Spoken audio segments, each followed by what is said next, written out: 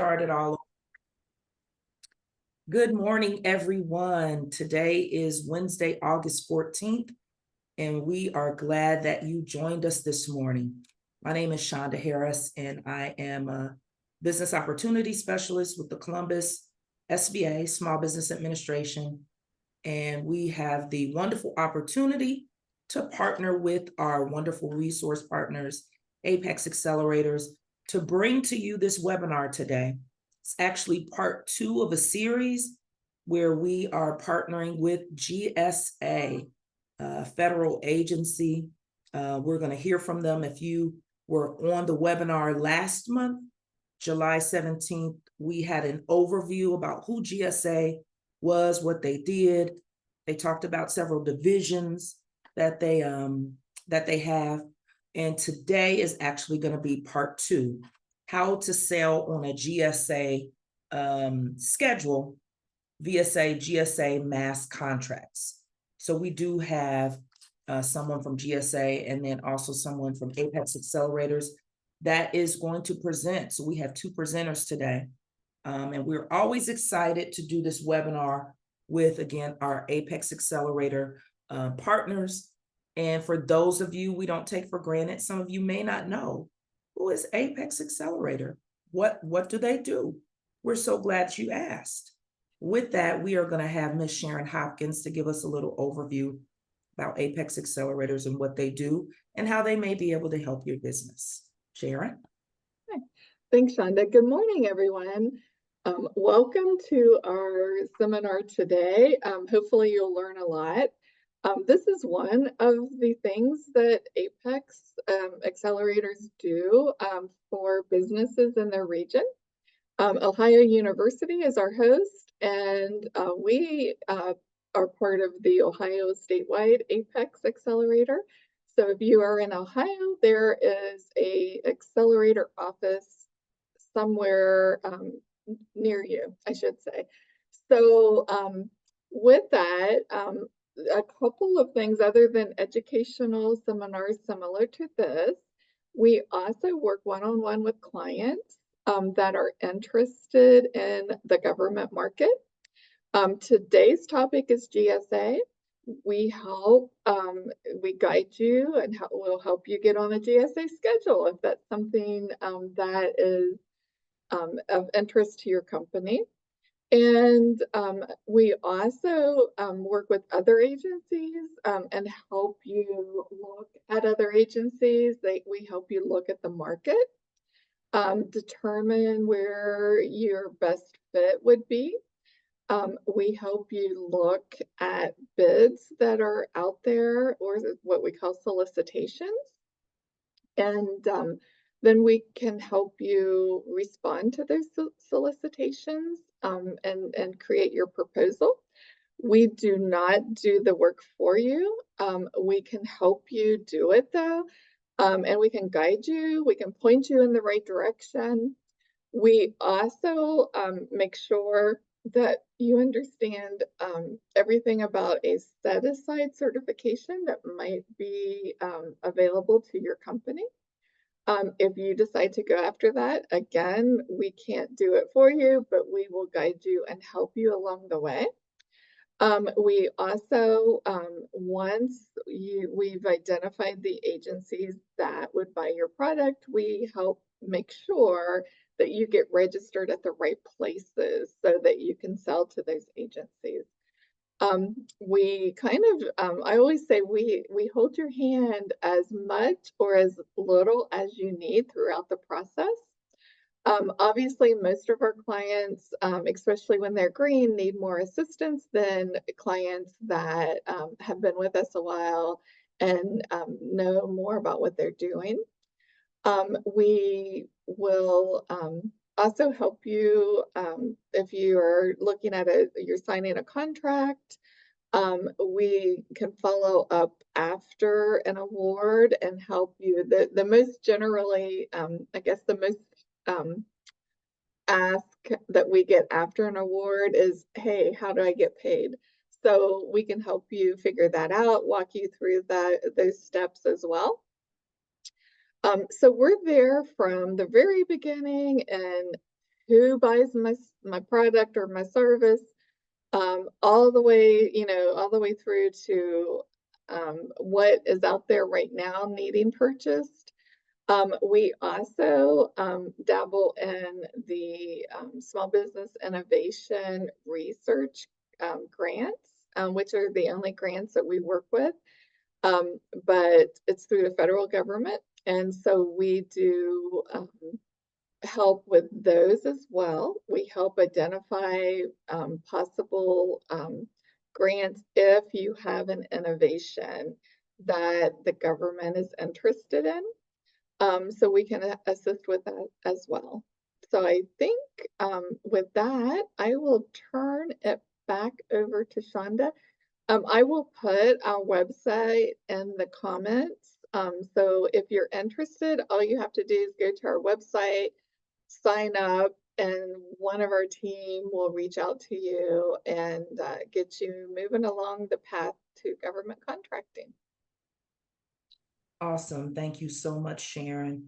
And we are always grateful to be able to partner with the Apex Accelerators, again, to bring this series to you on government contracting. And this series is going to be focused specifically on federal government contracting today. So if you're just getting started on your journey of doing business with the government, there are different levels: federal, city, state, local, and Apex Accelerators can help you regardless of what level of government or what government entity you're looking to do business with. But today our focus is on the federal government. And just a couple of housekeeping things before we get started. If you do have a question for our first speaker, we're going to have kind of two parts to today's training. Someone from GSA for the first hour, and then an Apex Accelerator counselor from the second hour. So for the first hour, if you do have a question, if you can go ahead and put it in the chat, and then what will happen after her presentation, we'll go ahead and answer the questions at the very end. And as you can see, if you pull up the chat, at the bottom of your screen, there's a little thing that says chat. If you pull it up, Sharon just posted the link for the Apex Accelerators. They are not only wonderful partners, but today's webinar is being recorded. So if you'd like to go back and you didn't get everything today, hopefully you have a pen and paper, you're going to take notes. But if you didn't get everything, or if there's some things you need to go back to, you can always go to their website and you can pull up today's recording. It takes about a week for them to finalize everything and post it. But in about a week's time, this should be up on their website, as well as a link to the presentation. So if you go there now, you'll have access to all the webinars that we've done over the past couple of years, in addition to the presentations. All right, so again, without further ado, we'll go ahead and introduce our first speaker. Again, Miss Mylethea Green, and I think she goes by Maya, is a procurement analyst with GSA, General Services Administration. And again, she's going to be the presenter for our first half of the presentation today: how to sell to GSA via GSA MAS contracts. And Maya, you can go ahead and take it away. Thank you so much, Shonda. Again, thanks for having us here today. We really enjoy these webinars. So I'm going to go ahead and share my screen.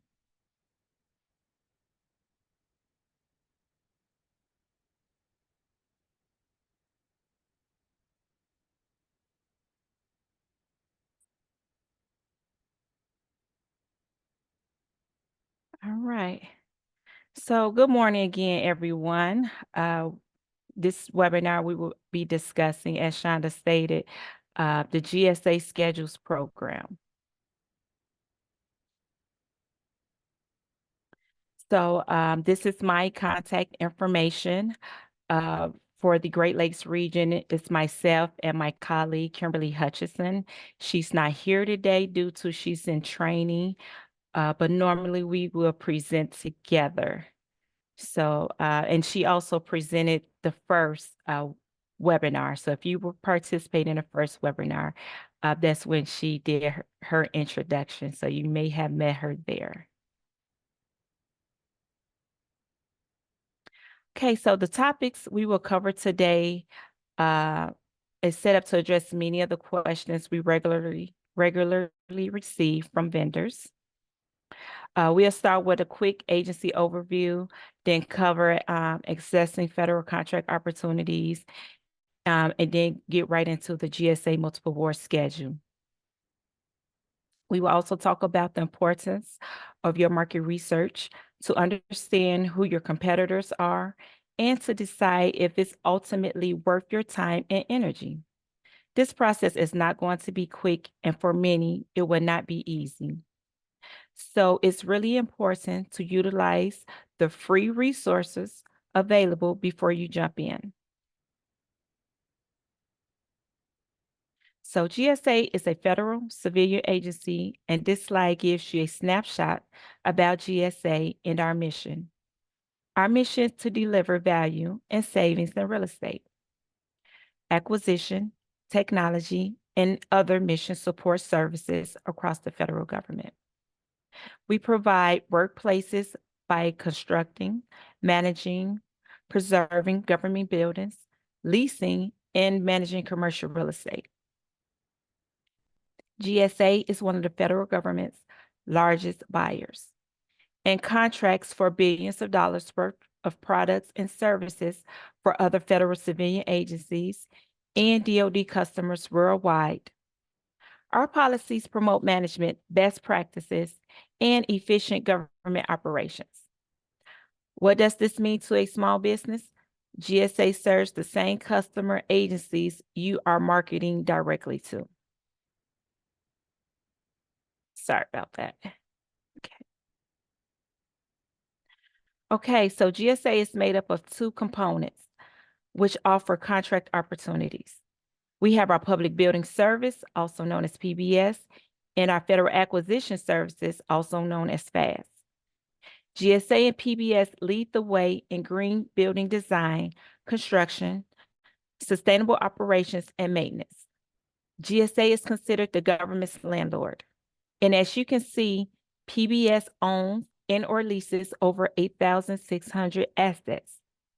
GSA maintains an inventory of more than 370 million square feet of workspace for 1.1 million federal employees and preserves more than 500 historic properties.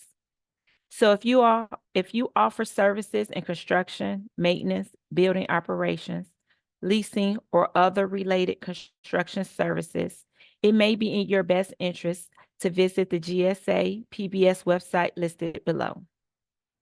The FAS offers access to a wide variety of contract opportunities. Their contract vehicles offers billions of dollars worth of products, services, and facilities that federal agencies need to serve the public.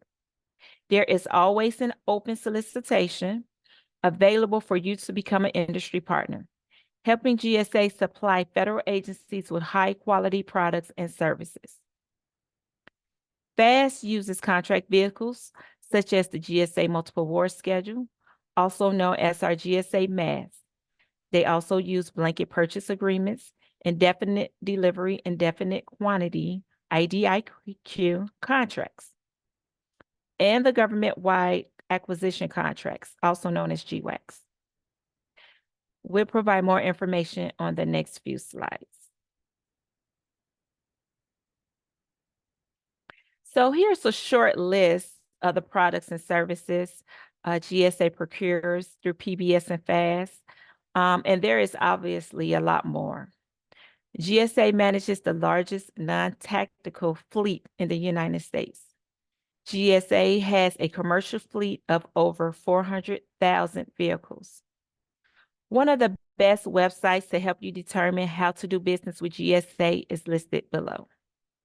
This site will help you identify the various contract vehicles, products, and services we buy, vendor support services, and other programs relevant to businesses who are interested in selling to the federal government.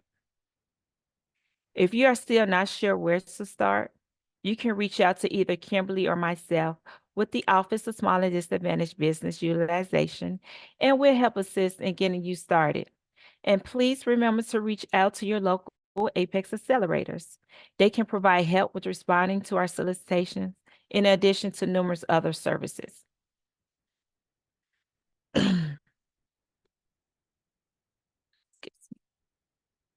Okay, so again, Kimberly and I work for the Office of Small and Disadvantaged Business Utilization, and we are your small business advocates. Our office is referred to as the front door for small businesses looking to do business with GSA. We oversee the small business programs and provide counseling to small businesses on how to do business with GSA. We promote increased access to GSA nationwide procurement opportunities by working with our acquisition workforce. We monitor and implement small business policies and manage a range of programs mandated by law.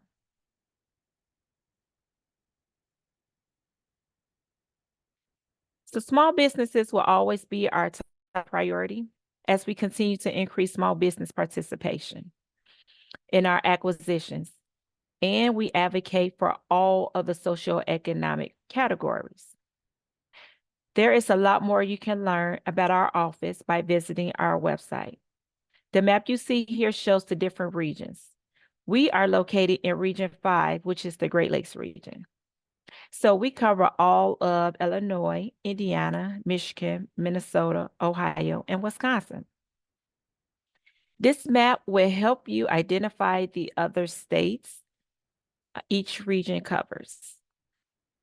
Please feel free to reach out to your local GSA small business specialist in any region you are looking to do business with GSA. So now we are going to dive into the GSA MAS program.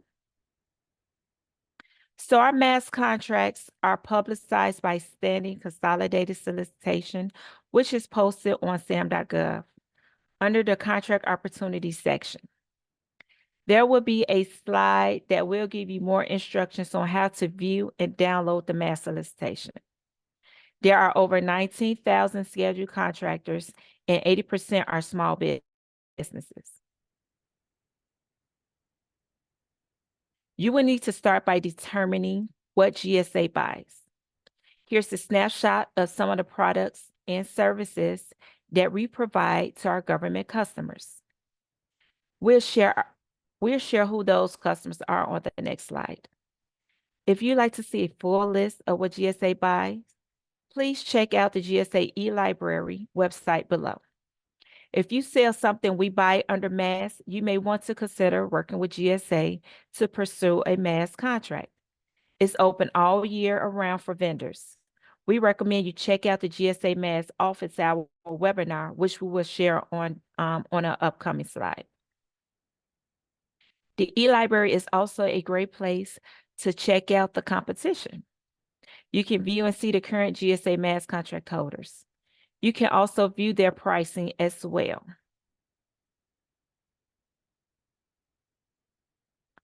So this slide shows our customers, which includes DOD and all the federal civilian agencies, state and local governments, as well as tribal entities. In FAST, one of the largest ways to reach out to our customers is through our multiple award schedules and other IDIQ contracts. This is really what makes GSA so special and what sets us apart from other federal agencies. So whether it's in PBS or FAST, GSA mission is to ensure that agencies can focus on their mission.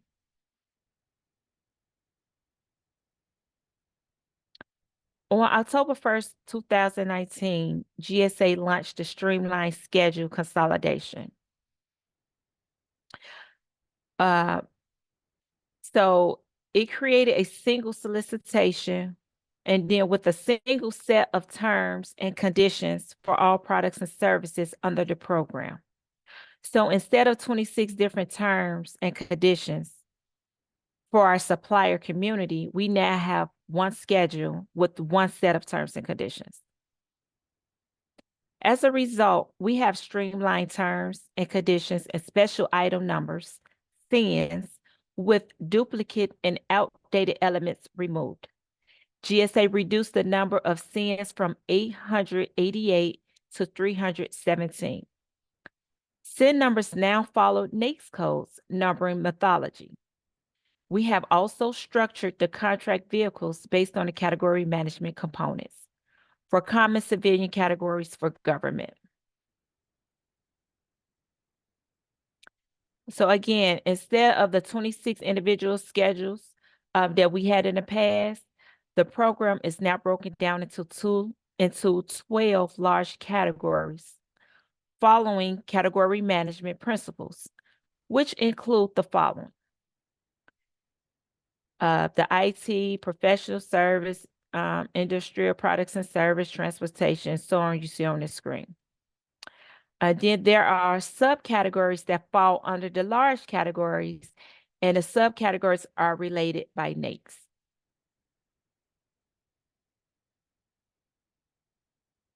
And here's on this page is a sample of a large category and then the subcategories within the larger categories. So you see the furniture and furnishings, and then as for the subcategories, flooring falls under that, signs, furniture services, fitness solutions, packaged furniture, and so on.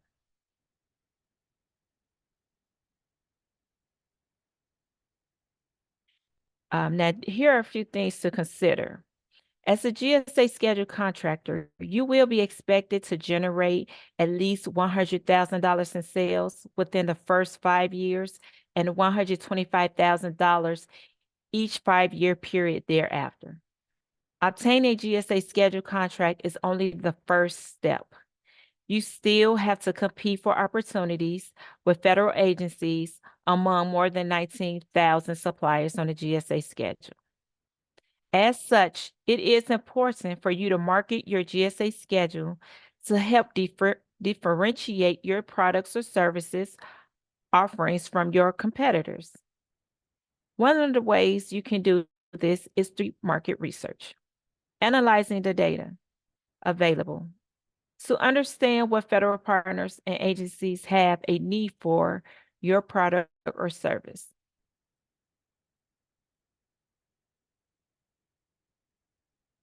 Evaluation criteria. So you must, if you business in operation for 2 years and provide 2 years of financial statements. You must be in operation for 2 years and you must also provide 2 years of financial statements. These statements must verify that your business can meet the minimum sales criteria. This information is used to ensure your company is financially stable. Be sure to explain any information that reflects negatively on your business. The Startup Springboard makes it easier for companies with fewer than 2 years of corporate experience or financial statements to submit for a multiple award schedule contract. This lets you get your supplies and services to federal, state, local, and tribal governments faster. Even if your company is more than 2 years old, you still may qualify for the Startup Springboard program if you have fewer than 2 years of corporate experience providing the products or services described in the MAS solicitation. Past performance. You must have measurable past performance, which is an indicator of your ability to perform the contract successfully. Under the consolidated schedule, there are 3 options for meeting the past performance requirements. Information outlined in the Contractor Performance Assessment Reporting System, which is CPARS, is 1. Include 3 references from customers on relevant work performed. And lastly, you can include a past performance narrative if you do not have past performance in the CPARS system. This narrative must outline the work performed that is relevant to the category that you are interested in offering products and services under. Your products must be commercially available or TAA compliant, which is the Trade Agreement Act, which states your products must be manufactured or substantially altered within the United States or a designated country as defined by the Act. And lastly, the proposed pricing is your proposed pricing must be determined fair and reasonable.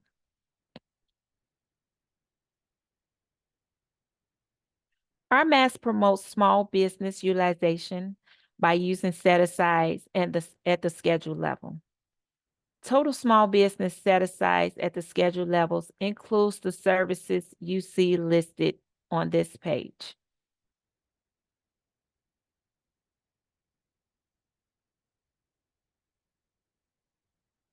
You can utilize market research based on the data you research and see if the request of information is there for you when pursuing a GSA MAS. So when you, before commit to the schedule contract process, this is what the experts recommend. Estimate the return on your on investment. Create a marketing plan. A determination of whether or not you have dedicated personnel for this new venture. And then with the market research, determine which agencies have purchased your products or services, where those agencies are located, what was the price. So the MAS roadmap, this is going to be your best friend when you're starting this process. The MAS roadmap provides information on contract award process to make it easier to do business with the government. It breaks the offer process down into the steps. And I'm going to quickly show you the MAS roadmap. So bear with me 1 second. Okay, so here we go. So this is, once you log on to the website to see the roadmap to get a MAS contract, just follow these steps. It will start off with the pathway to success. Has information about the Startup Springboard program. And then once you finish step 1, then step 2 is do a readiness assessment. Step 3, read the entire MAS solicitation. And then once you click the links, it will take you directly to those pages, to the solicitation or templates, whichever link with the information you're looking for will take you directly there. So you'll read the entire MAS solicitation. It's a checklist. Make sure yes. We're not on the website. Oh, you don't see my screen? Oh, No, sorry not about yet, because that. you have to Okay. get on it and then you have to reshare. Gotcha. Thanks for So, letting me know. yes. Okay, I'm gonna stop sharing. And then share and then go to the website. Sorry about that. That's okay. How was this? Here we go. Shonda, we here. Got There we it. go. Great. Thank you. Okay, so sorry about that. Okay, so here's the roadmap. And so I was just stating is step-by-step instructions, starting with the pathway to success, which is a 3 to 4 hour training. It has more information about the Startup Springboard program. And then from there, you would complete a readiness assessment. And so I stated the entire MAS solicitation. When you select this, well, I'm not going to open any more tabs right now, but as you see, I don't want to lose the share the screen. But once you click on it, it take you directly to sam.gov to access those solicitation documents. And then it's the checklist. And then for the templates that you need to complete to submit, it would take you to those templates to submit once you create your e-offer. So you're going to create a registration so you can submit an e-offer. And I do want to see.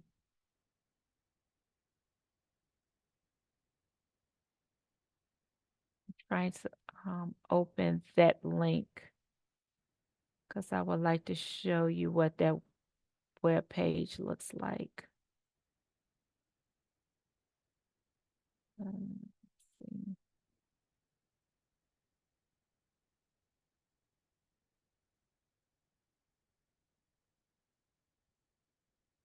Okay, Shonda, are you still able? Did my screen change? Or Hi, is it still Maya. showing a mass It's roadmap? Jill. Yeah, I'm Hi, looking Jill. too.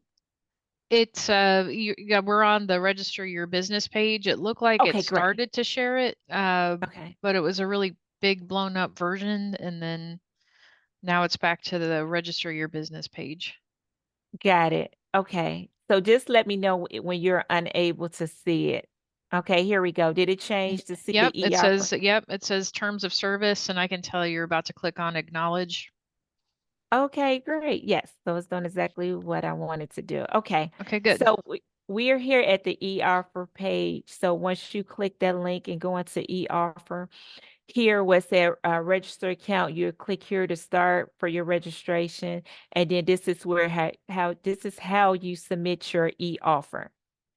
And then not only that, if you want to see more, like need to see the solicitation go back, is also, if you go to the right under view solicitation, you are also able to access the solicitation from this page as well. Okay. I'm going to stop sharing to go back to my PowerPoint.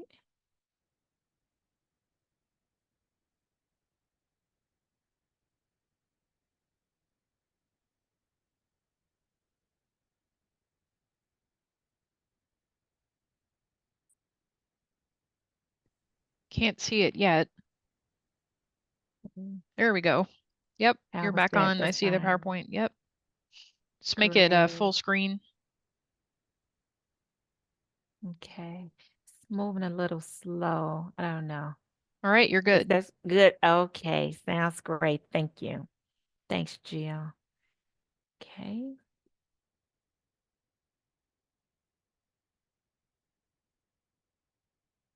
Okay, as I showed on the MAS roadmap, as far as the required training, so you will take the pathway to success. Again, it's a 3 to 4 hour training, and it just provide guidance on a MAS contracts, how to be a successful vendor, the process requirements, and guidance on the offer process. And this, when you submit your e-offer, so the time you take the pathway to success, it must be within a year from your submission date. And then again, you can access the training from the GSA roadmap to take the course. The other one is the readiness assessment, which is also a mandatory process that walks you through questions that help you determine if pursuing a GSA schedule is the right choice for your company. And this also must be completed within 1 year of your submission.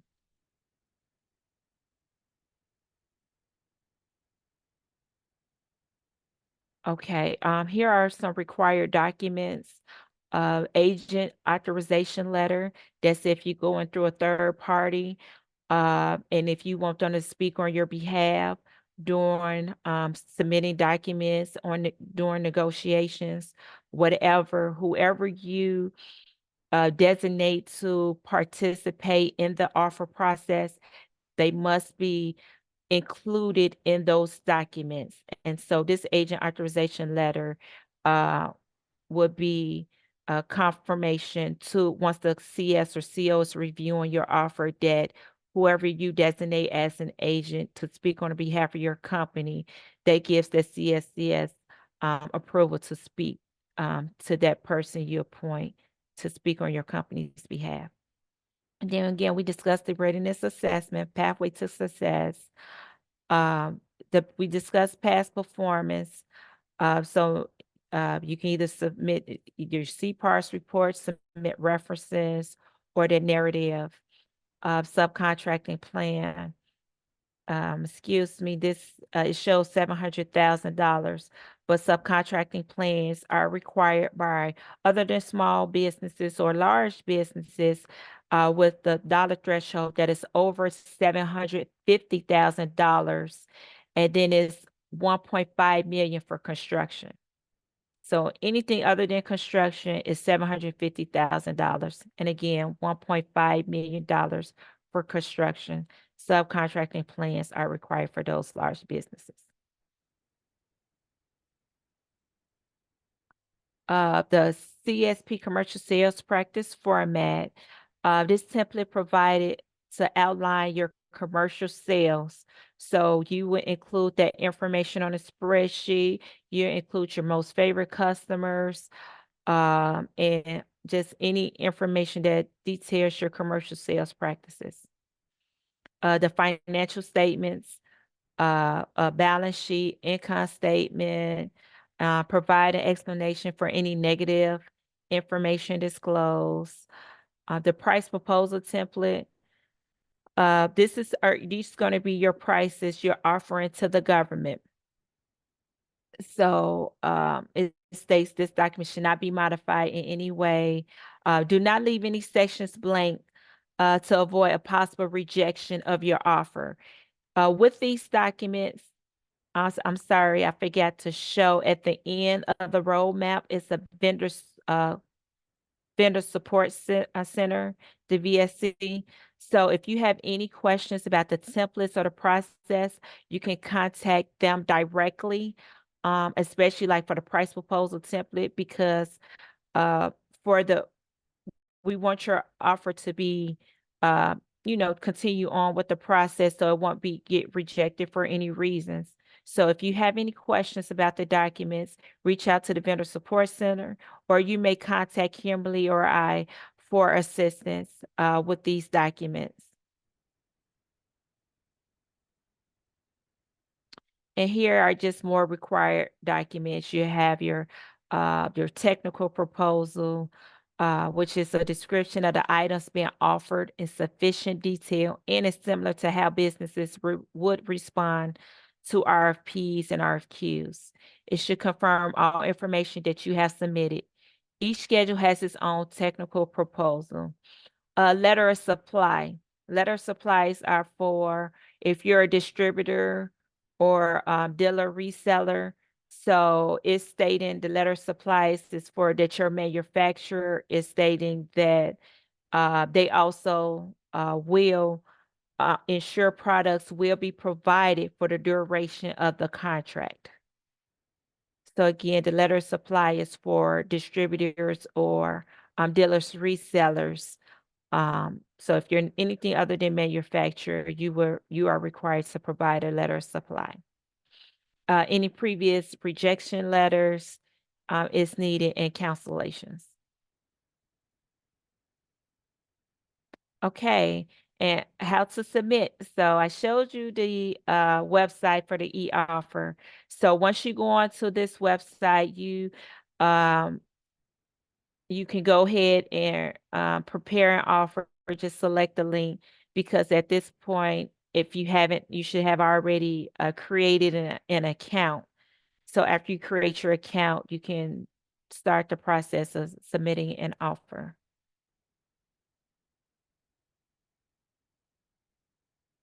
Okay, so locate, read, and understand the mass solicitation.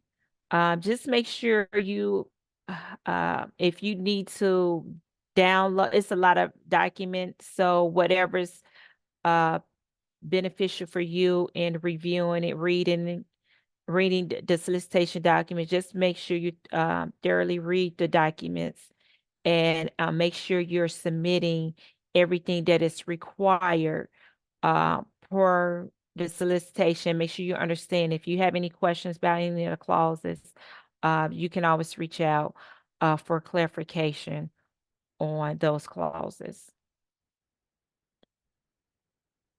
Okay, as I mentioned before, the GSA MAS Roadmap website will give you an overview of the GSA MAS program, and it is the best place to start. If you want to view or download the GSA MAS solicitation, please follow the number instructions.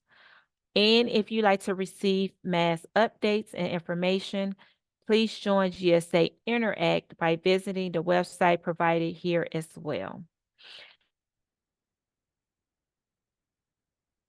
So we highly recommend you attend the monthly GSA MAS office webinars through the link here, and also during Interact. And I believe every third Thursday of the month, MAS has they open the hours, they webinars, and then you can just sign on it through this link or through Interact to be able to attend.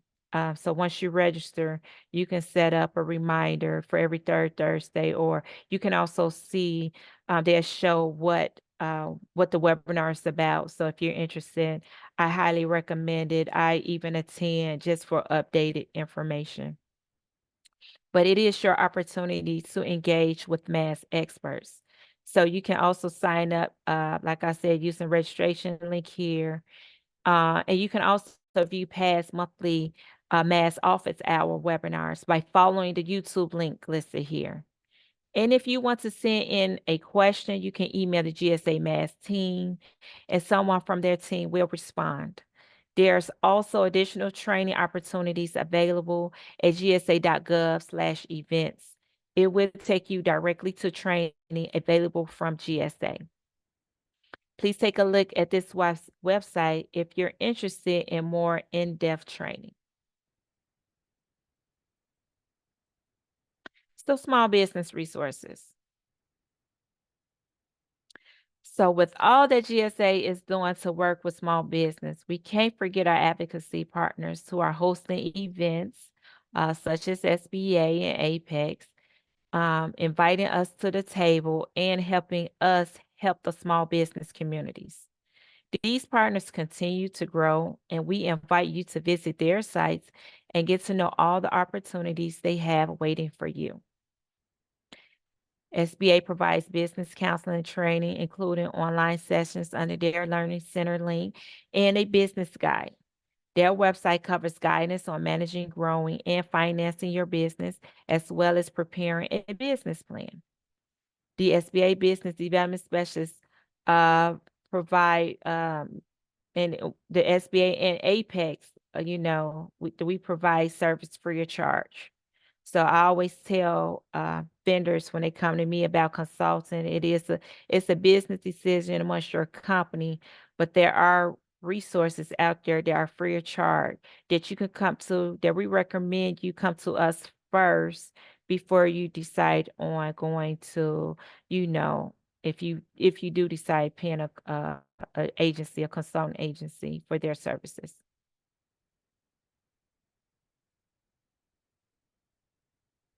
Okay, we also want to show you a partial list of our GSA counterparts across the country. Please reach out to us or any of our GSA colleagues as you're looking for opportunities in any of these states. We've provided the direct link to access a nationwide list of GSA small business specialists.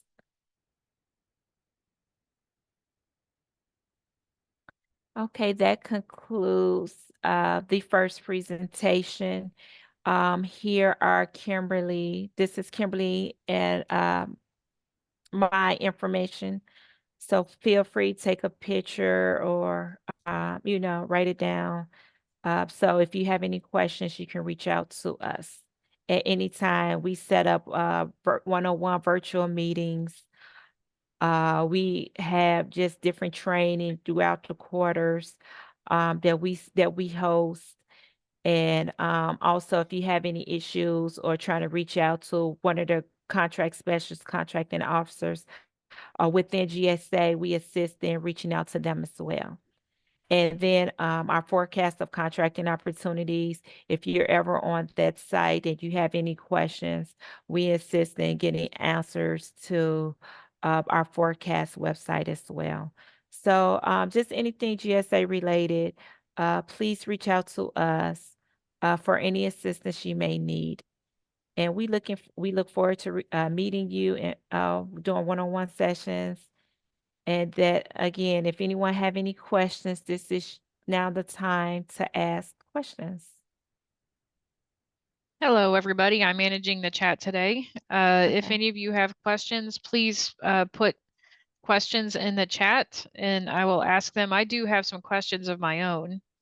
Sure. Does GSA provide training on post-award of a schedule, like how eBuy works, how to start seeing opportunities? What do they do once they have the schedule?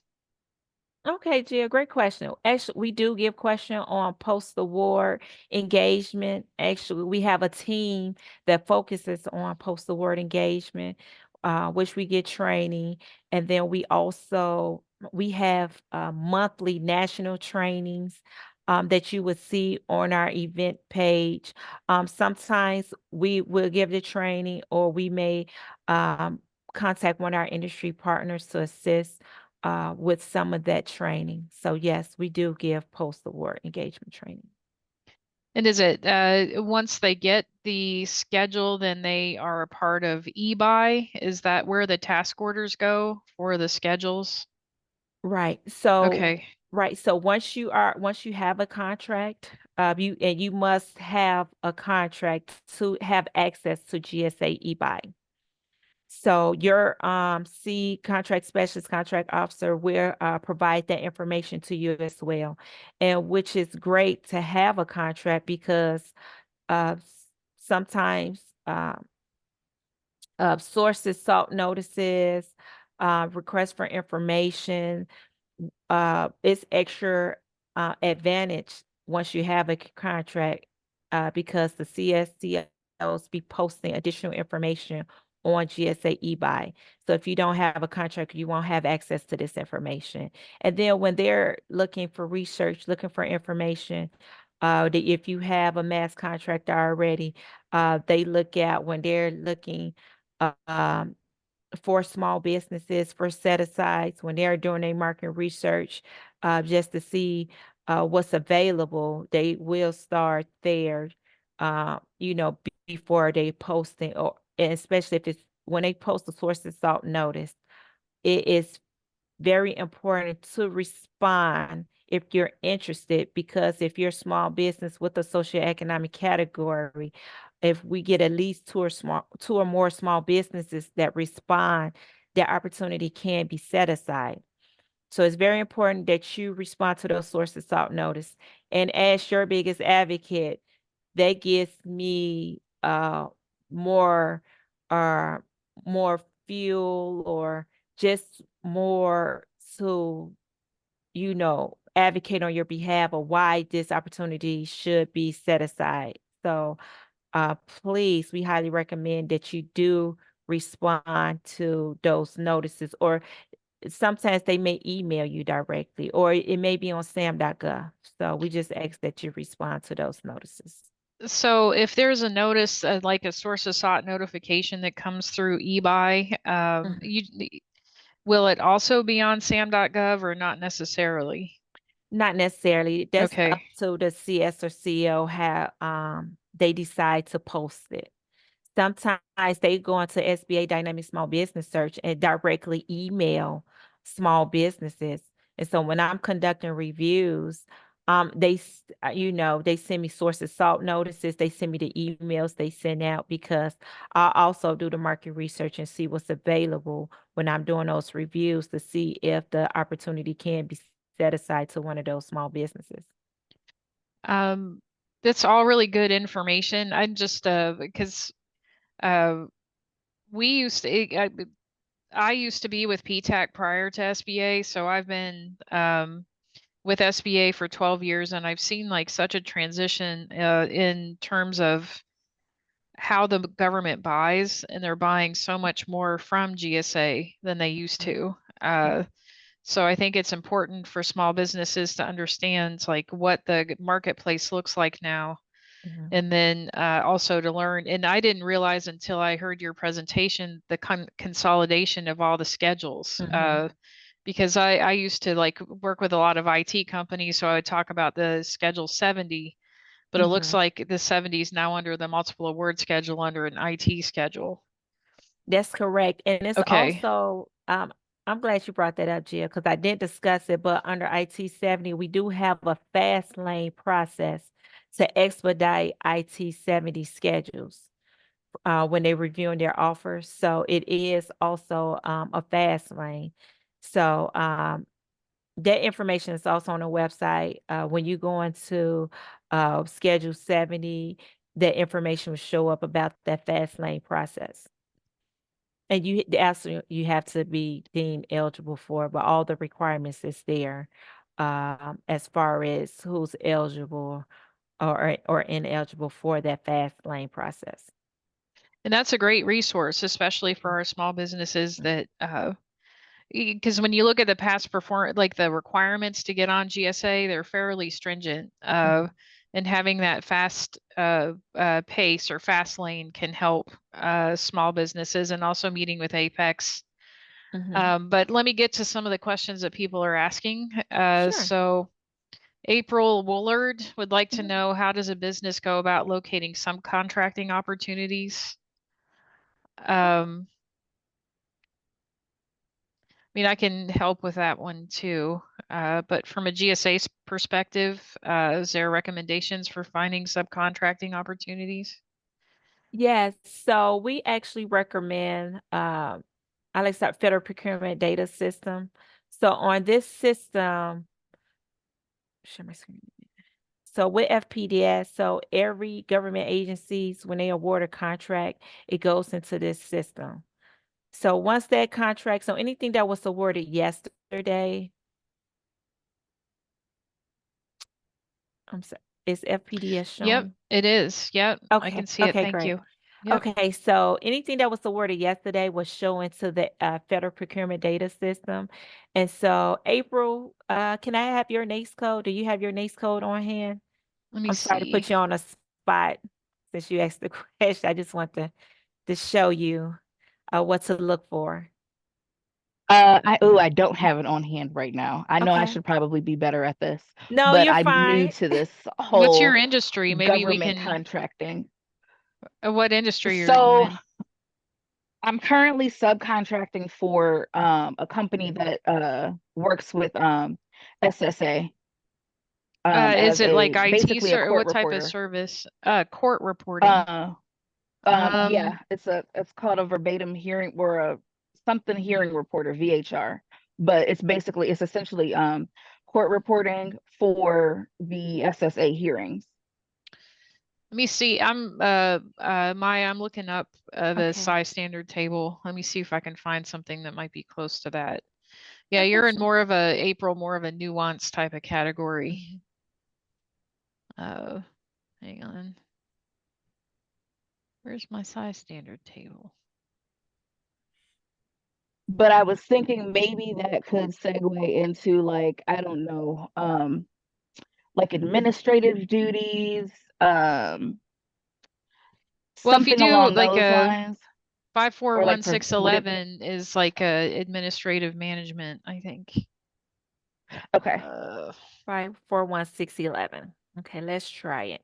So I typed in the NAICS code. And so here, did the page change? Yes. Okay, great. Okay.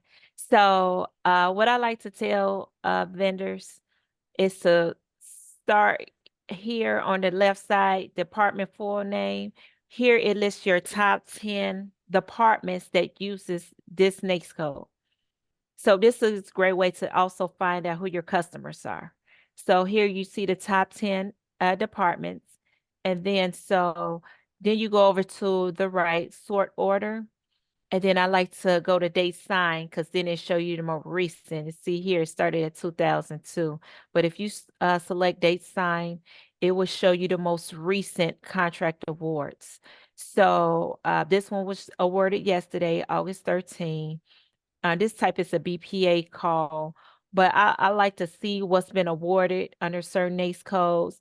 And then once I view it, I'm just going to view this one for example. But And I did uh-huh. find her NAICS code, Oh, okay. which is interesting. I didn't know there was one, but okay, so court reporting and stenotype services, it's 561492. 561492. Mm-hmm. Okay, I just wrote it down. But I just want to finish showing on this page. Sure.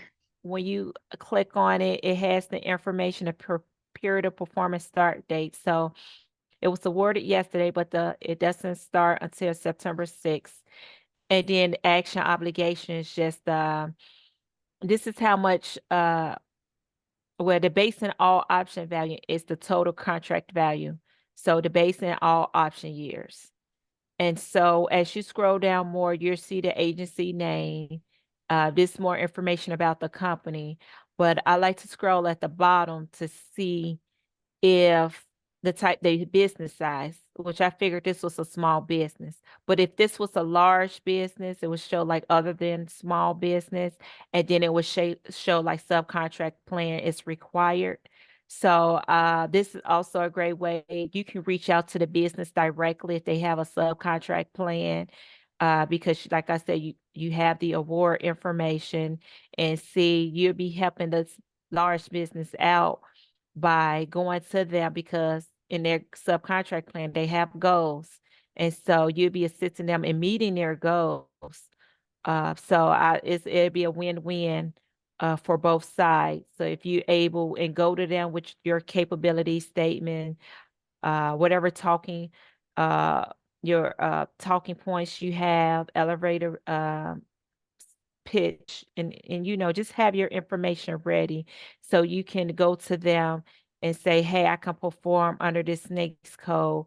What subcontracting opportunities you have available. And I know Jane is going to follow on just like Mhm. applying for GSA, and this is the type of training that Apex accelerators do deep dives Absolutely. into, like FPDS. So this is great information. The questions are coming in, so Okay, yeah, great. there's a lot of them. Chris Beluska, are there any flow charts or literature that detail the entire process of searching for, applying, and completing contracts across the different portals? So I It's think that, yeah, Did you want to take it, Jill? I'm sorry. I think it like a one stop for like the entire, like what from beginning to end, what to do for the GSA MAS. Okay. It's not just because, as I discussed, we have the multiple award schedules, which falls under FAST, and then you have your public building service side, which is construction. So it's different solicitations. Um, so it's not like a one-stop shop. As for the MAS schedule, it is, because it's that roadmap. It's just that you can just search on sam.gov if you see something posted, and just follow through with whatever the CSCO will post, all the requirements in applying, or if it's just a source of salt notice or just requesting for information, they will say provide um 3 past performances that was similar to whatever they're looking for. So it's not like a one-stop shop. You will have to do research. And like I said, some that information, sam.gov, on our forecast of contracting opportunities, it's a forecast. So it may say it post something here, and it say it may not be awarded, or they may not, put out the solicitation to the beginning of the fiscal year or something like that. So you can go look at the forecast and see whatever information is listed there. And if you have additional questions, you can follow up with that CSCO for more information. Okay. Rick Valencia would like to know how frequently does GSA pricing need to be posted? Then he expands. I sell products that have fluctuating prices, and there's no way to commit to pricing for more than a couple weeks at a time. And then my business is limited to selling to customers in a small geographic territory in the Dayton area. Does that prohibit my business from selling to the government in the Dayton area, like Wright-Patterson? Well, as far as the multiple award schedule program, you have to, so the delivery is the 48 states. The important, you can have FOB origin or FOB destination. FOB origin is 48 states, and you can have point of exportation to Alaska or Hawaii. So for Alaska, for an example, you can deliver it to Washington, and then that ordering facility must pay from it to be shipped from Washington to Alaska. So with the MAS program, that is part of in the solicitation, that it would be FOB origin if that's what you choose, or if FOB destination, you can ship to all 50 states. So that would be the difference with the MAS program. As far as other ordering, it just depends on how the CSCO put it in the solicitation, how whatever the services or supplies is, if it's like anything other than MAS. So it just depends on that solicitation. You just have to read through that solicitation and see what's required. Now, my understanding, but once a business negotiates their pricing with GSA, they can't go any lower than that posted GSA price. Is that correct? Like they could potentially go higher if they're selling something off of like outside of GSA. Is So that true, or that's so as far as the MAS program, you can modify your pricing because things happen, and so you can modify your pricing. You can submit a price decrease. You can submit a price decrease request for modification, or you can submit an economic price adjustment, EPA, a price increase. So you can modify your contract. okay? So it is room to modify. You can do administrative modifications because, just things changes. So if you're able to give a lower price to the government, that is great.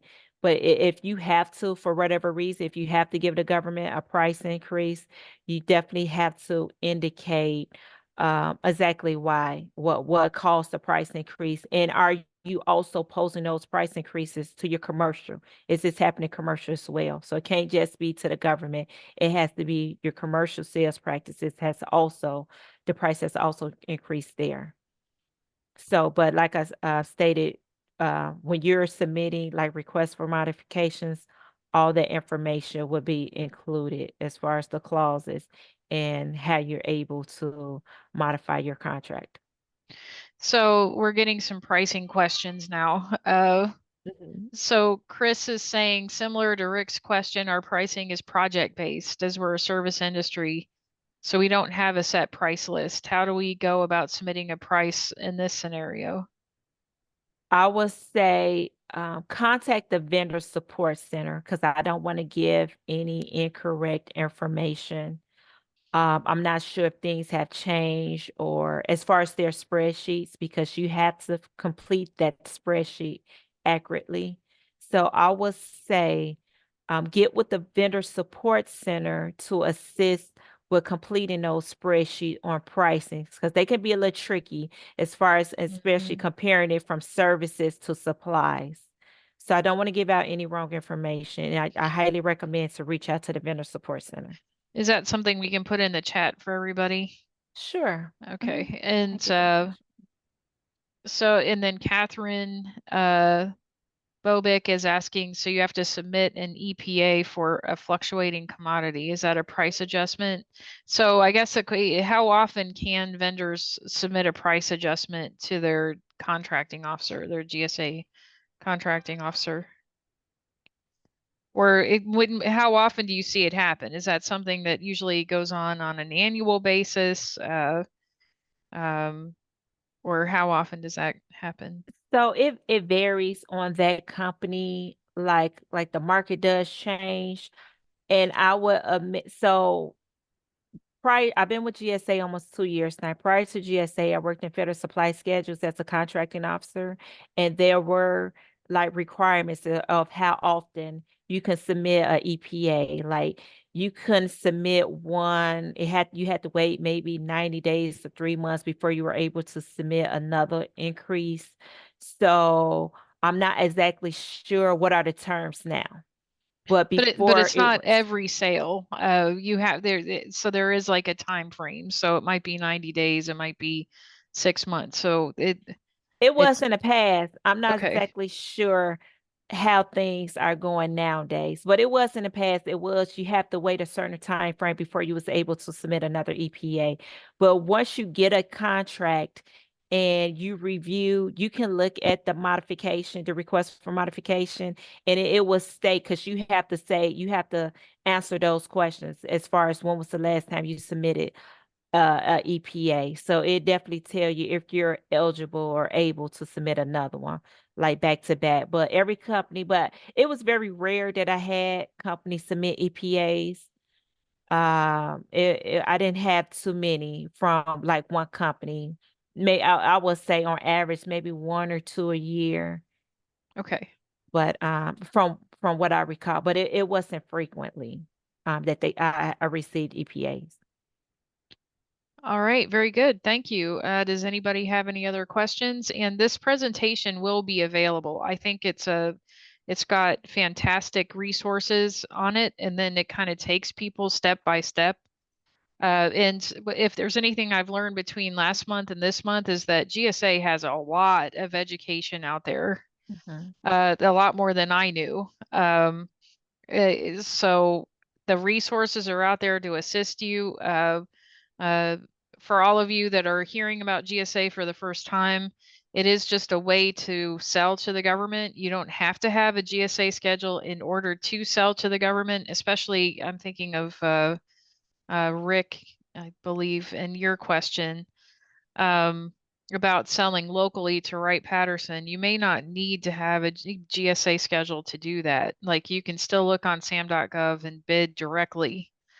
It's just an option. It's a way that the government can secure supplies and services. So it's one of the many ways.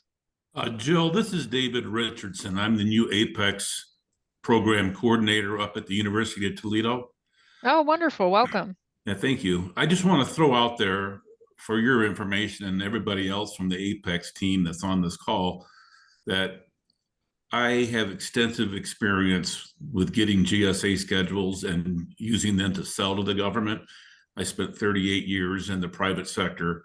Many of those years were managing GSA programs. So if anybody has any questions, I have extensive experience about getting schedules, maintaining schedules, selling, using them to sell to the government. What I sold was disaster restoration services. So I wasn't selling a product, I was selling a service. And I've sold hundreds of millions of dollars to the federal government, cleaning up after hurricanes and tornadoes and earthquakes and floods and that kind of stuff. So if anybody has any questions, you can feel free to reach out. Well, welcome to the Apex team. That Yes. sounds great. Yes, thank you, David. And I also want to say I posted in the chat, it's the GSA National Customer Service Center.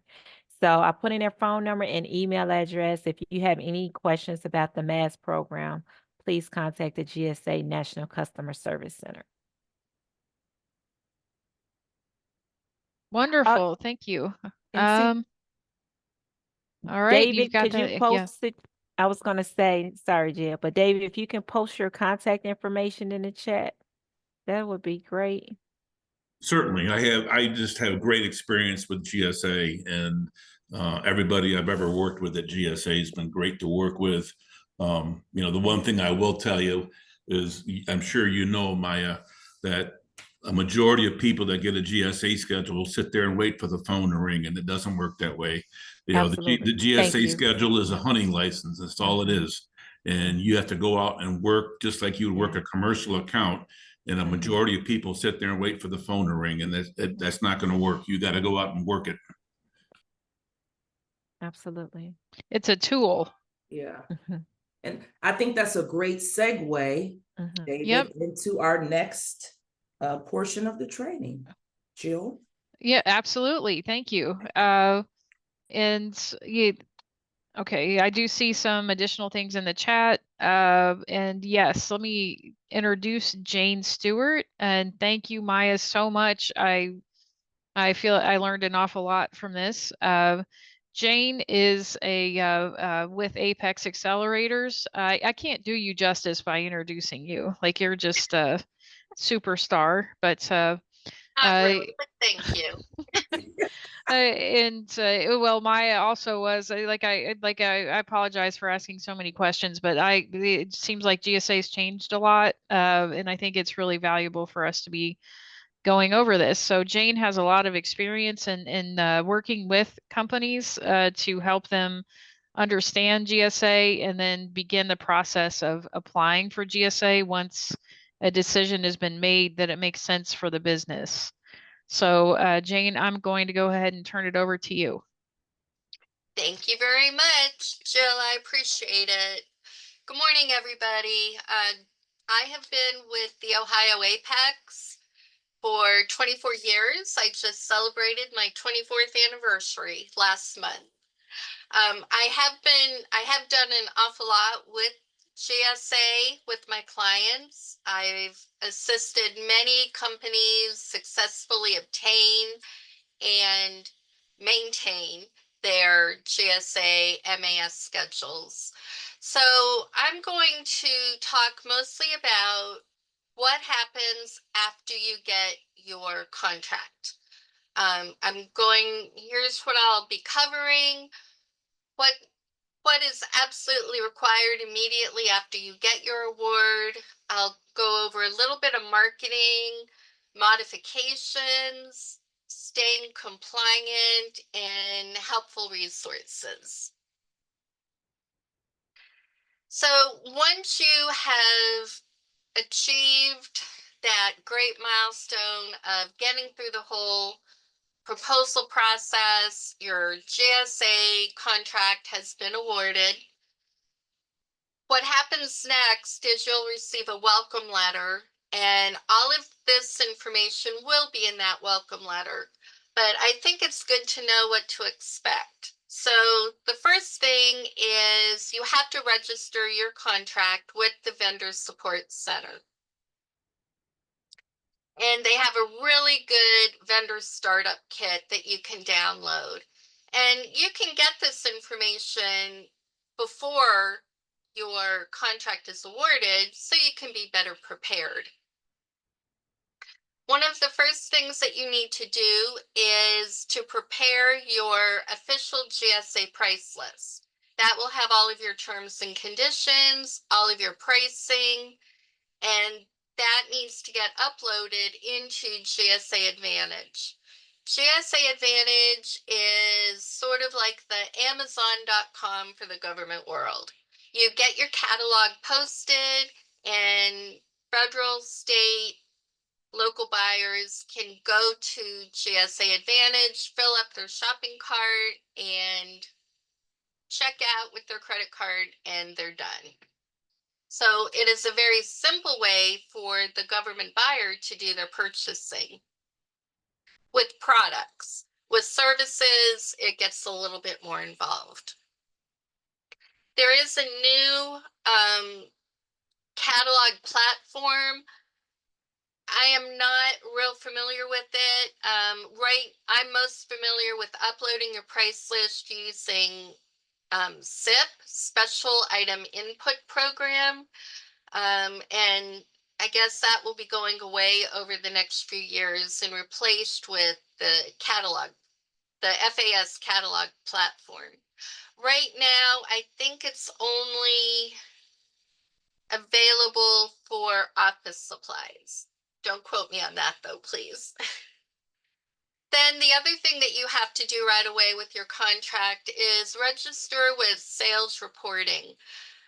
Part of the pricing that you negotiate with your GSA is it needs to include the IFF, the industrial funding fee. That the IFF is 0.75% of the GSA price that is added on top of your price.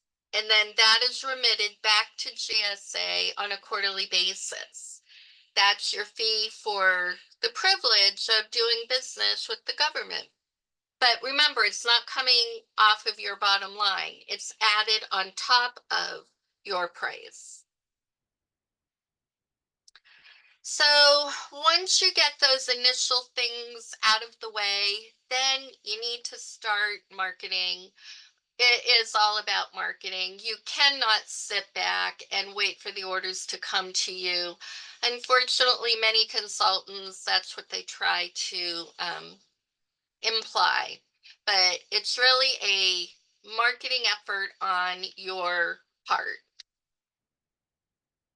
So I cannot stress enough the importance of making sure that you educate your team. Everybody involved in sales, accounting, marketing, they all need to know about the schedule, who can order from the schedule. Not the schedule pricing is not available to everybody. So you need to identify the organizations, the agencies, the levels of government who can order from your particular schedule. Everyone on the team needs to know all of the pricing details and the terms and conditions of the contract. It was brought up previously about pricing, and you are required to keep your GSA pricing for the government buyer. You cannot offer lower pricing to a commercial customer. That is not staying in compliance with your contract. So you do have to be very careful about the pricing you offer to commercial customers. That being said, you can offer spot discounts to a government buyer, and that does not affect your negotiated GSA pricing. It is really, really important that you stay in compliance with your contract. Some other marketing, you have the ability to utilize the GSA logo on all of your marketing material. I always recommend my clients put it on anything and everything that is going to leave your office. Put it on your email signature, your business cards, your website, your catalogs, whatever you have that GSA logo and your contract number on it. You never know whose hands it will end up in, and that can be a really good marketing tool. As discussed previously, it is so important to research your market. Make sure that the organizations that you want to sell to utilize your particular schedule. For example, in the IT world, there's the GSA MAS schedule for IT, but there's also NASA Soup, and I don't know how many other different contracting vehicles, but make sure that the organization is going to buy off of the schedule and not another government-wide acquisition contract. As part of your marketing, you want to attend events. Events are a fabulous way to get to know your competition as well as meet potential customers.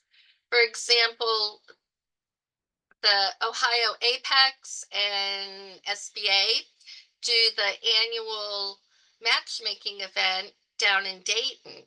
That's a wonderful event to go to. You can schedule one-on-one meetings with the various buying organizations. It's a good way to,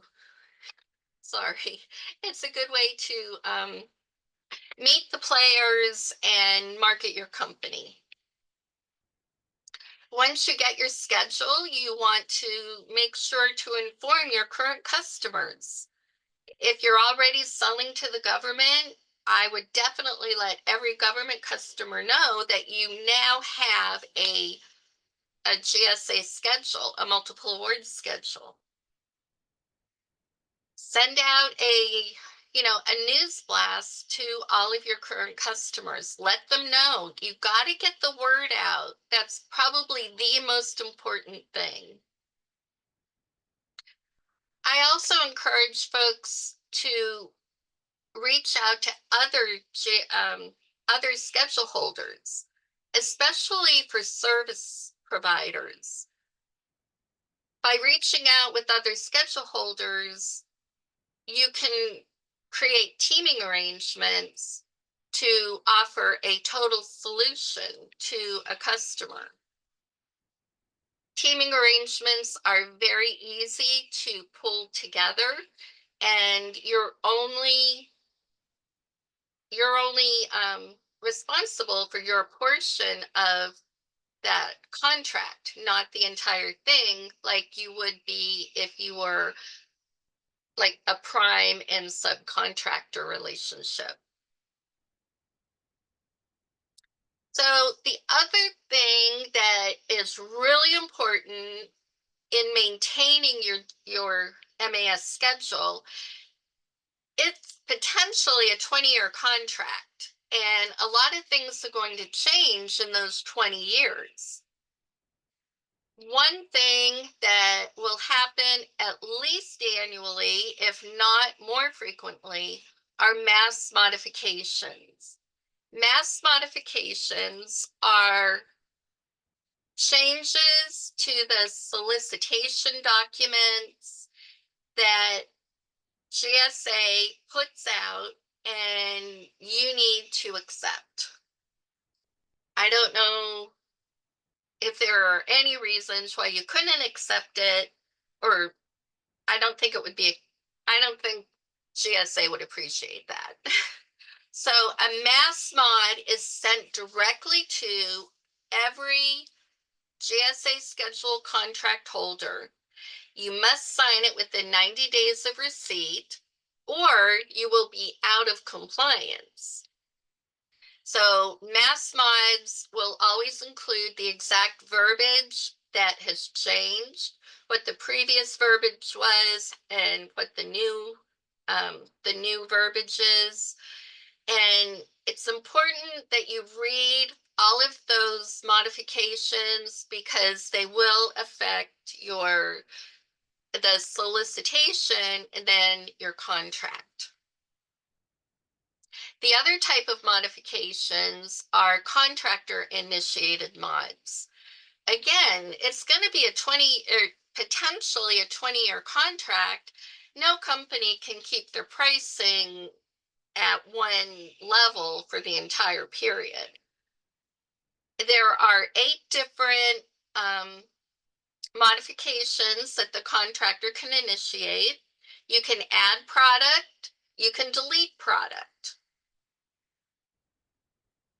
Administrative changes. Let's say your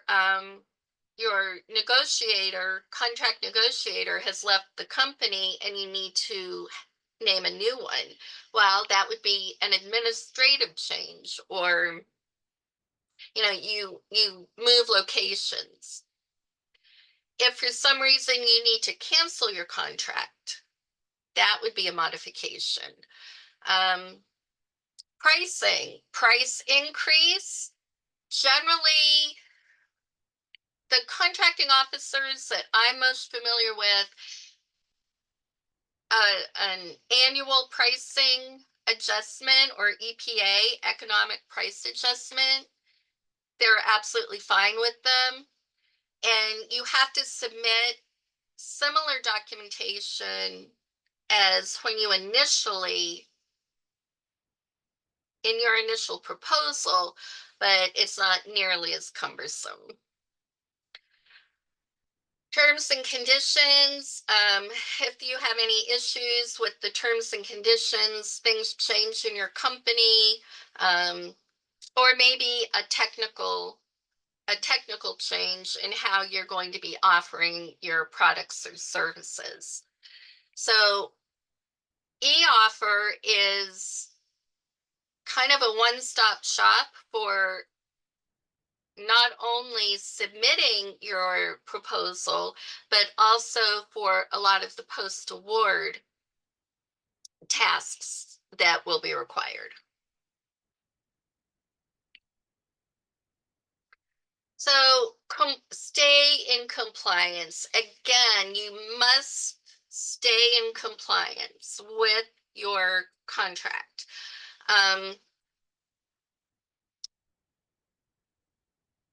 you will be audited. You will have a visit from your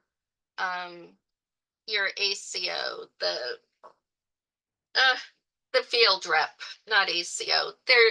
You're assigned a field rep who will do your audit. It's not a big scary audit like with, a financial audit. It's an audit in the sense that they will review your sales, make sure that you are reporting your IFF, the industrial funding fee, correctly, that you're maintaining your GSA pricing, et cetera, et cetera.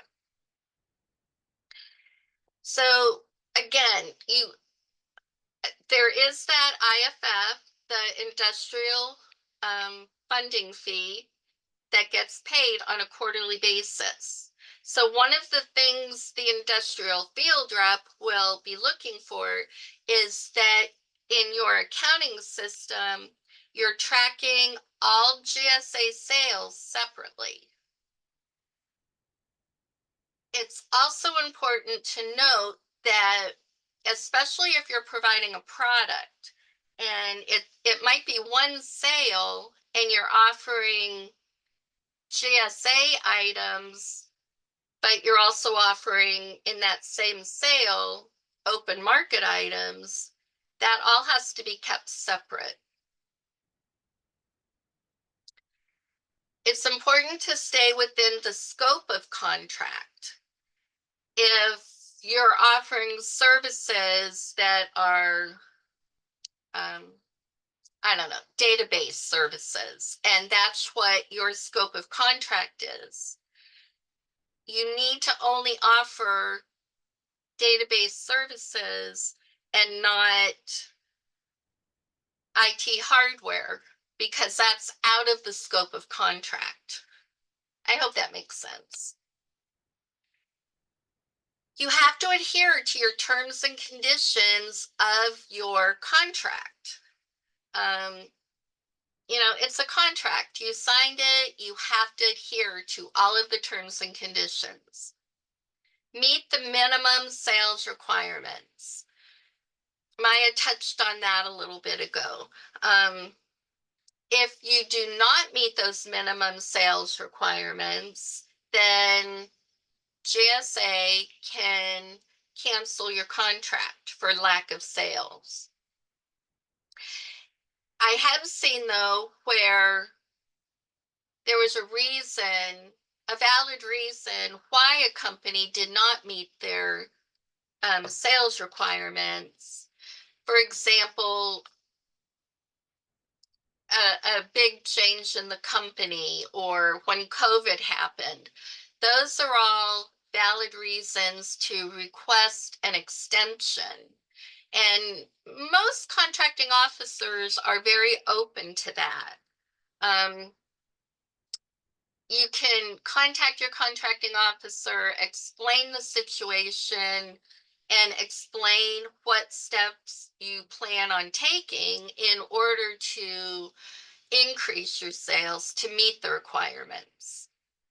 It doesn't always work, but it is certainly worth a try.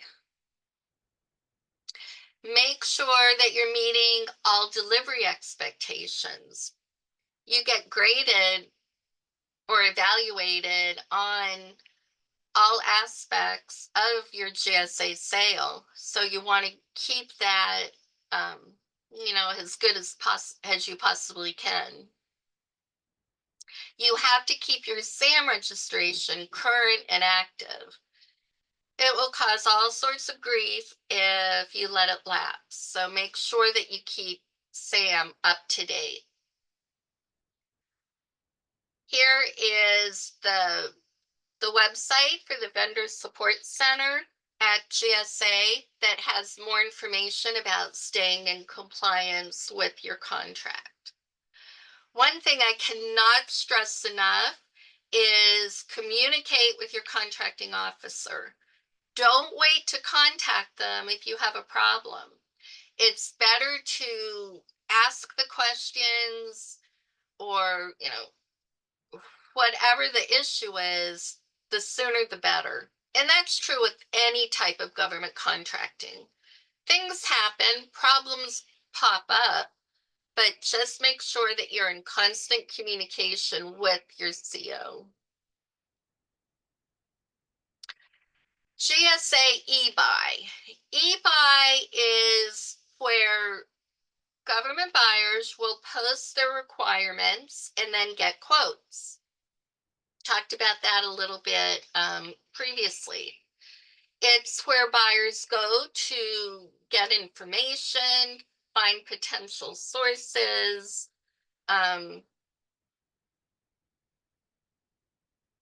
establishing blanket purchase agreements. GSA eBuy is predominantly only accessible to a GSA schedule holder. They're oftentimes for larger items, bigger projects that require a statement of work. It's sort of like the daily bid notices that Apex will, that we send out, only just for the GSA schedule holders. It's important that you respond to the eBuy notice, whether you're going to actually submit a quote or proposal or not. You need to respond. And I just noticed I forgot to adjust my footer on my presentation. Oh well. So GSA Advantage, the purchase order portal. Like I said earlier, GSA Advantage is sort of the Amazon.com of the government world. It's where the vendor can access any orders that were submitted, and you can communicate directly with your customer about the order, shipping status, whatever you need to address. Another feature that is available, it's called MRAS, Market Research as a Service. When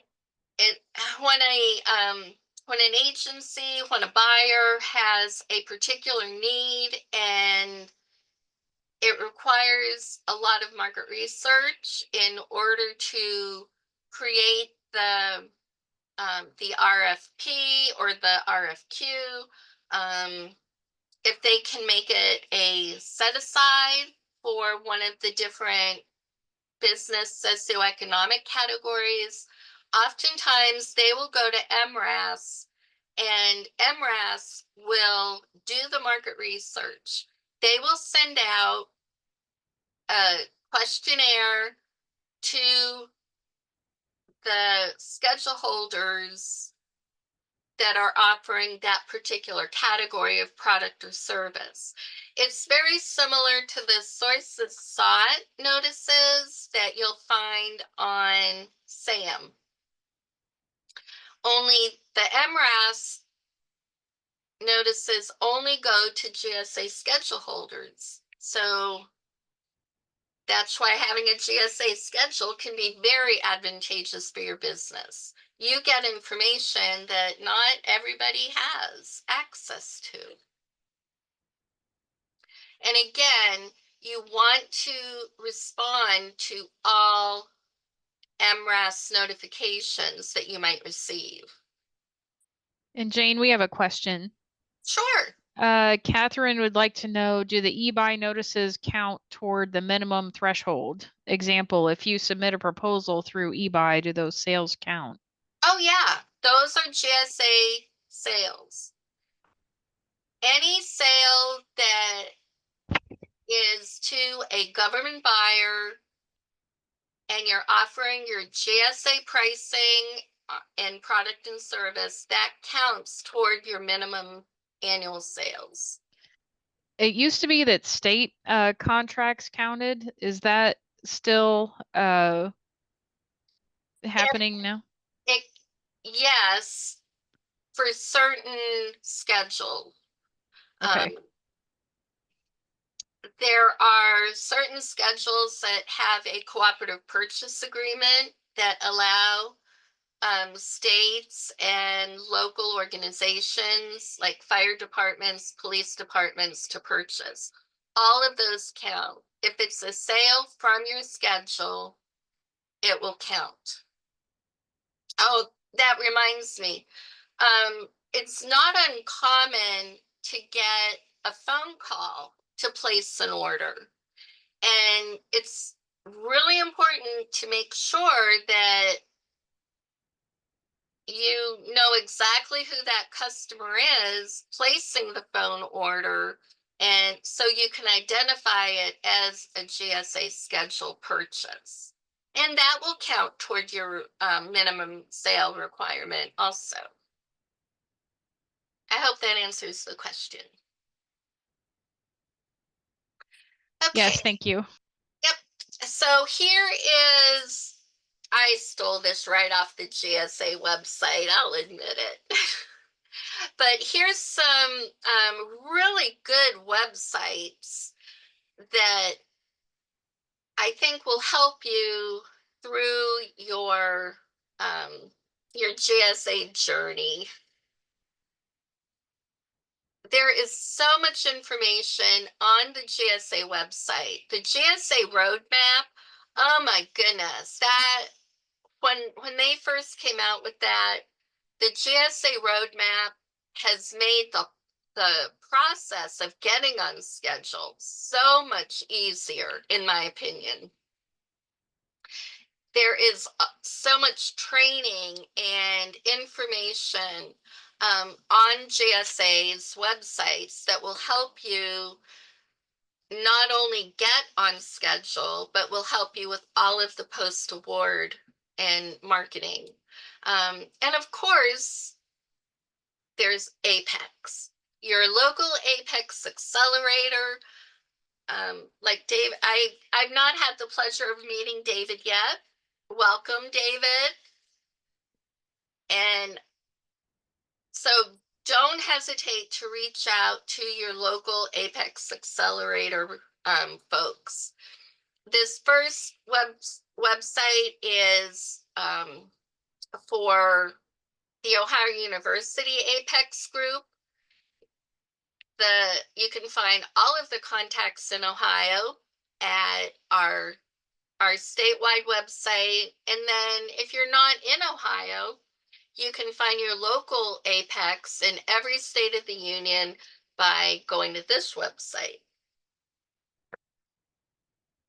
Here's my contact information. Feel free to reach out if you have any questions. If you want to pursue getting on schedule, I am more than happy to help guide you through that process. If you have any post-award questions, feel free to reach out. Essentially, if it has to do with government contracting or GSA, we're here to support you. So that's what I have. Thank you, Jane. As we have questions coming in, I have a couple of questions. I really appreciate it. How often do you think that businesses should be just maintaining their GSA schedule, like just going in like monthly? Because eBuy, when you say that firms need to respond to the eBuy notifications, that just flows through email, correct? Once they get their GSA schedule, then they'll start seeing eBuy. Yes. Okay. And you can log into the eBuy system to get all of your any orders or any information that might be in there new. And I do believe that you can also sign up for email notifications. Okay, very good. Does anyone have any questions? I don't see anything going through the chat yet. Okay. Okay, Chris would like to know, is the sales requirement for only GSA contracts or for GSA and open market combined? Only for the GSA item. If your open market is not included in either your sales reporting or the IFF industrial funding fee payment. You have to keep open market and GSA completely separate. And you mentioned sometimes GSA might audit that information. Yes. Okay. Things have changed a lot in that respect since COVID happened. You used to have the industrial field rep come right to your facility, and it was a sit down scheduled discussion. Now it's generally all done remotely. But Okay. usually you'll have that first meeting in year 2. And I have a question back to like the application process. So if a firm submits, like for example, a GSA MAS proposal, are they given like a little bit of wiggle room if they're missing information? Do they have a chance to provide that information, or is it like a one-time deal if they submit and it's either a rejection or an approval? It has to be pretty lacking to just be rejected. Most often you'll get a response from the contracting officer, just like with the SBA certifications. We need more information here. You didn't do this correctly. You'll have a chance to correct things. It's very, very rare that you have to go right back to the beginning. Okay, very good. And Thank I've you. never had a schedule or a proposal that I helped with be rejected. So. All right. Yeah, you said it officially. There it goes. And my understanding is Apex Accelerators, even if it's a company that's located outside of your geographical region, Jane, that sometimes you will help them even if they're in like Columbus or Dayton or wherever. Oh, absolutely. I think that all of us within the Ohio Apex organization, everybody sort of has their own little area of Expertise. Mm-hmm. And like if I have a client who is interested in SBIR, I send them right to Dayton. And oftentimes my colleagues will send GSA to me. So if you're in Ohio, it really doesn't matter exactly where you're located. We're all on the same team. Fantastic. I don't see any further questions. So I will just end today with a very big thank you to Mylethia Green from GSA and from Jane Stewart from Apex Accelerators. I really appreciate your time today, and thank you to all the small businesses that participated. We will have the recording and the training available on the Ohio University Apex Accelerator website in about a week.